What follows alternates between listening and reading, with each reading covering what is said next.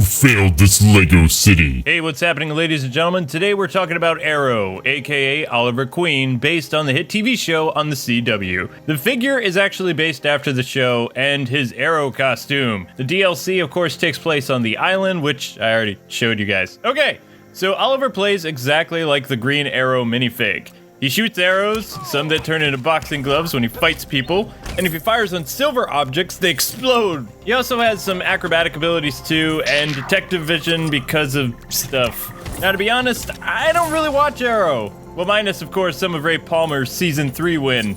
Anyway, Arrow's origin is similar to his comics incarnation, one of them. Green Arrow has gotten so many retellings since his creation to be a Batman clone that I've lost track, other than, you know, he had an Arrow car at one point, an Arrow cave, and a sidekick named Speedy that became Red Arrow and Arsenal and whatever he is now. Okay, so his TV story goes like this, and this is the short version because I'm not a fan. For the most part, Oliver was born with a silver spoon in his mouth. He was a rich brat and terrified of the word responsibility. All he ever did was party, drink, avoid the paparazzi, and goof off. Oliver also dropped out of every school he ever attended and embarrassed his family a whole bunch.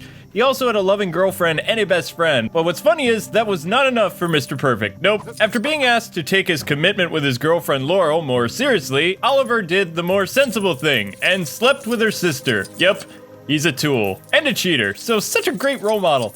After being invited to his dad's party on the Queen's Gambit, which is his family's big yacht, karma catches up with him and Oliver gets shipwrecked. So, without getting into any spoilers, because this is a recent show, a lot of crazy stuff happens on the island with Oliver, and he eventually becomes a better person. And by better person, I mean he kills a lot of people in order to survive the island, along with his new pal, Slade Wilson, aka Deathstroke. They end up going on many adventures together and are lost at sea for years. Eventually, Oliver makes it back to Starling City to get revenge for his dad using his father's man diary that has a list of all the bad people that they did business with. So instead of being a superhero, he puts a hood on his face to, you know, cover himself and then leaps off rooftops assassinating people like Ezio from Assassin's Creed.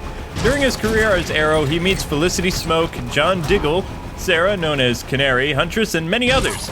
Though he also runs into tragedy. His best friend dies, his mother gets killed by a deranged Super Slade, and Canary also may have died. Oh, and he also meets the Flash, and Arrow has no cool puns of yet. But he did use a boxing glove against Wildcat, though he wasn't called Wildcat.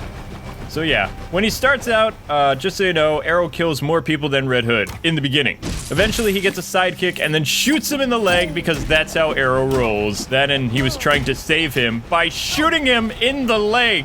Worst partner ever. Slade also destroys most of Starling City to get back at Oliver, you know, kind of like Ra's al Ghul in Batman Begins.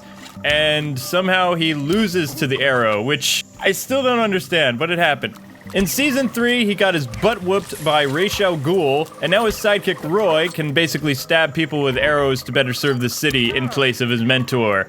So I feel so sad for the citizens and the bad guys in that city. They got the raw end of the deal. But we'll look at Speedy, or Roy, or Arsenal another day. And that, ladies and gentlemen, concludes the short version of Arrow, based on the CW show. I'll actually talk more in depth about Green Arrow one of these days. One of the things that I find the most interesting about Arrow is all the Batman villains that Oliver encounters, and Batman has yet to appear. In fact, in the show, from what I've seen, nobody even knows his nicknames. I haven't heard the Dark Knight, the Cape Crusader, the world's greatest detective, any type of little hints that Batman is even alive or active at all. Except for that one thing from that Flash article in the first episode, like the future newspaper. But I guess we'll find out more with the Titans coming to TNT. Maybe they have other plans for Batman since Nightwing is going to lead everybody. Then again, the Bat didn't show up in Titans when Robin was around, but they did kind of hint at it. Not really, though, because DC and Warner Brothers had that lame Bat embargo a long time ago, which prevented Batman from appearing on other shows, except for the one he was in, which is really stupid, and I hope DC stops doing that, because it's ruining these shared universes. Anyway, I'm spent. In the comments section, tell me who you want to hear about next, and I'll do my best to make it happen. Hope you guys are having a wonderful weekend.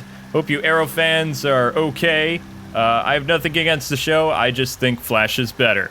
Oh, sorry. Did I say that? Thanks for watching. If you guys want to watch some more superhero goodness, check out our Justice League Heroes series going on now. Link is in the description. Well, until we meet again, God bless and happy gaming. Bye-bye.